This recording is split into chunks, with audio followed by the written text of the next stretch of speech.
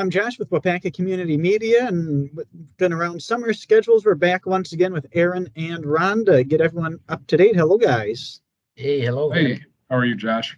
Good. And the first thing we're going to talk about, we're leading up to one of the 2 or 3 really busy summer weekends in Waupaca, Aaron. Yeah. Excuse me. So yeah, we have the Waupaca Area Triathlon this weekend. We also have Arts on the Square right around City Hall. So if you're traveling through Waupaca, know that it'll be very, very busy with a lot of traffic, and the streets will be definitely full with some of that activity. The bike race actually runs throughout this kind of the southern part of the city by South Park, and then outside of the city limits through mainly the township of Farmington, south towards Spencer Lake and such. But then it comes back into South Park, and the run goes down South Main Street, Berlin Street, kind of then south on Berlin, and then over towards the hospital. And so if you're in that area, please expect some impacts from that race. It's a 21st Waupaca Area Triathlon. It brings in a ton of people, and it brings in a lot of it has over the years brought in a lot of money for scholarships that go to students post high school. So it's a great thing and has been for a long time. And we hope that the rain and the lightning specifically holds off for us, because last I checked, it didn't look fantastic. And speaking of the weather, I'll just pass one word along from Arts on the Square. They are just mentioning that if the weather is not cooperative, the event will still happen, but it may be moved indoors to the rec center. So if it's raining or storming out, or you don't see much downtown, it's not canceled. It will be at the rec center, and that decision's not made. They'll make that Friday evening. So just kind of keep an eye on that. And if the weather's not good Saturday, it's just at a different location. Yeah, good. I know they were asking about that. I wasn't sure if they made that switch or not. So cool. They said Friday evening they'll make a final decision on that if they need to. As we look a little bit past this weekend's events, or headed toward this weekend, you've got the first football game, and school is starting before we know it. Yeah, we're excited about this first football game coming up on Friday of this week. The Comets are taking on Luxembourg Casco, so it should be a good game. I think they beat us by, if I remember right, 30 points last year, but I think we're a much better team is with the reports I'm getting. So it should be a good competitive game.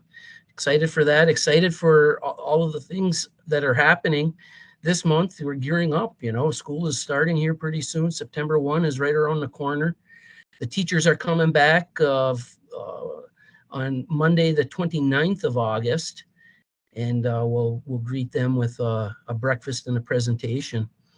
The next day is on August 30th is an open house for the WLC, the middle school, and the CEC from 3:30 to 6:30. And then on the 31st, August 31st, the high school has their open house from 3:30 to 6:30. So yeah, lots going on. I know I have a son that's going to be a freshman. Last week, it was freshman survivor classes that were taking place last week for the kids, getting them orientated and familiar with the high school. It's intimidating for kids, coming from the middle school to the big high school. So lots of buzzing, lots of stuff going on. Something else cool going on. Splash pad's been approved, and we're expecting work on that to start soon. Yeah, all the bids got approved at council, the final bids, I should say. This Tuesday, so yesterday. And I'm not going to talk too much on it, but construction will start very, very soon. The only thing I'll say is that the Friends of Waupaca Parks did a fantastic job of raising a ton of money, over $400,000 of private donations. The city also, and our city council, give them a ton of credit. They are paying for 50% of the project through capital funds. And then a DNR grant is over $300-some thousand, 334 or something. But pictures do more than my words, so I'm just going to share my screen and a couple of the renderings that we have here. Give me one sec. So you can see, Josh, can you see that? Yep. All right, so this is obviously an aerial. It's going to be located in in place of where the playground is now. While we're on this I'll kind of just show you. This is a tot lot area. It's for ages under 5, I believe it is. This is for kind of the more conventional playground. It's all ADA accessible and has a lot of features to accommodate that. This is the splash pad, which is the same. This building here is actually a bathroom. It's 2 family style bathrooms. And that is actually, you'd say, well, why is that there? Well, it's going to be, first of all, super convenient for people that are changing things like that in and out of their suits. But it's also required for splash pad building codes in the state of Wisconsin to have a bathroom within that vicinity. And then this is a current shelter that's there now. There's some seat walls. I'm going to show you a few more pictures, get some different perspectives. This is going to have Community First Credit Union's name on it, as they were our marquee donor. It's our kind of our entry signage. Another view of the playground. Just kind of go through these quickly, but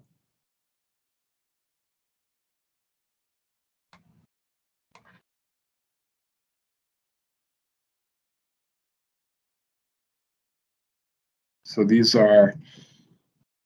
that gives you an idea of what to expect at Swan Park. And like I said, construction, we have our last pre-construction meeting Monday, the 22nd, and construction should start very quickly after that. So very cool. Try to stop sharing. So that'll be an exciting project to see that get started soon, and it's supposed to be open by next summer, correct?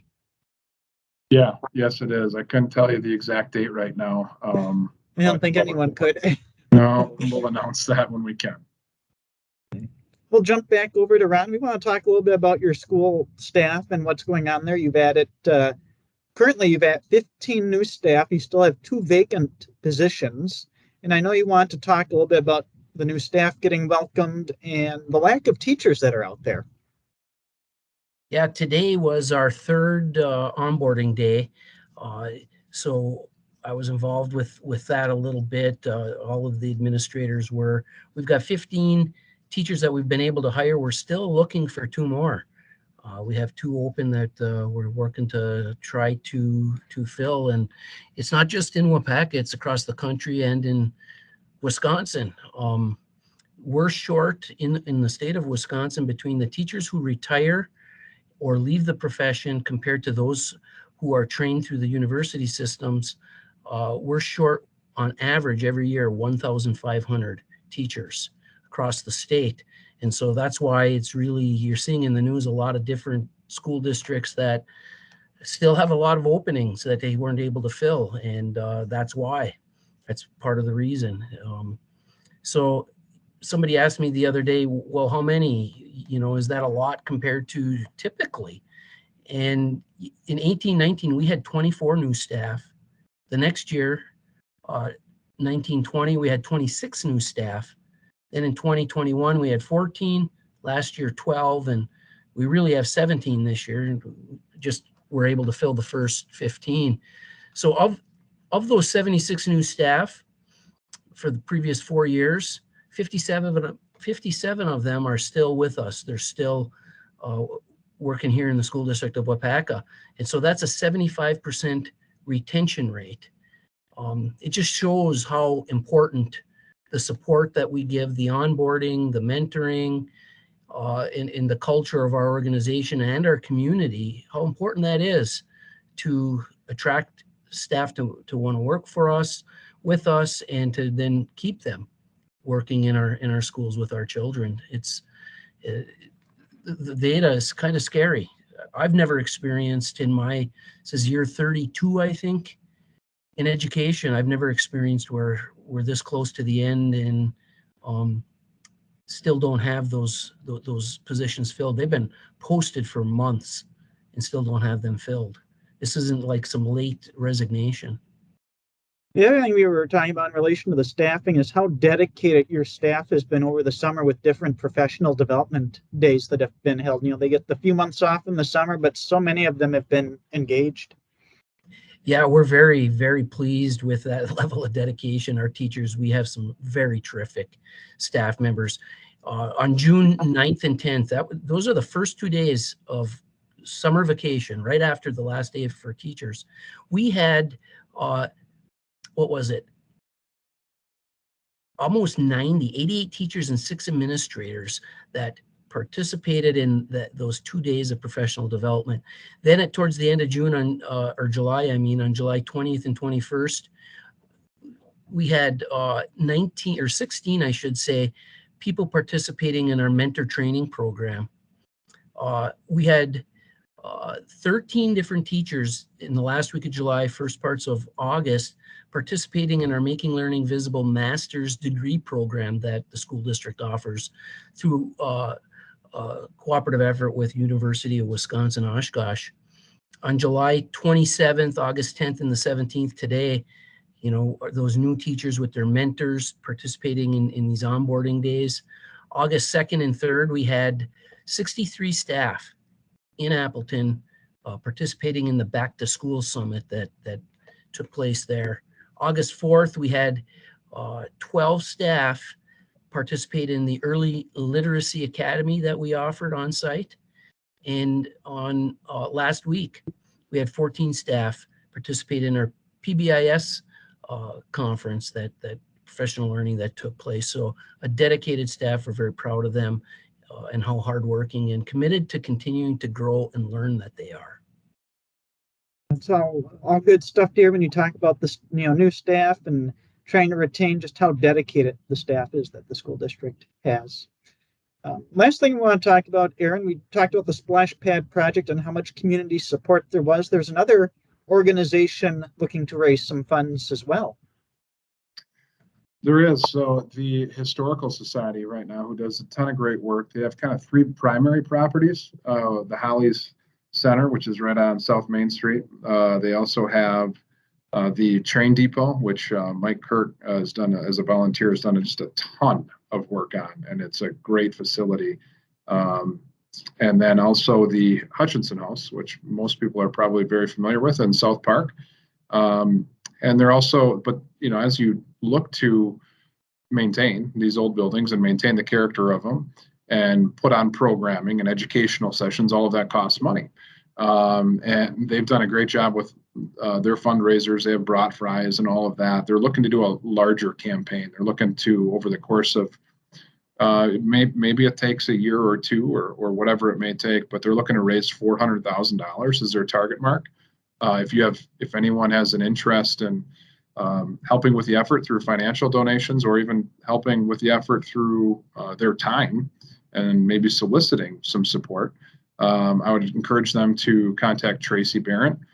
She is the historical director, or the Historical Society director, and we could get you involved. So it's an effort that she's making and that group's making, and I applaud them for it. They do a ton of great work. So Ron, Aaron, appreciate the time. Good to get back together after a couple of sporadic weeks there and get up to date. And the second half of summer, it's moving quick here. Yes, it is. Thanks for having us, Josh. Thank you. Thank you, Josh.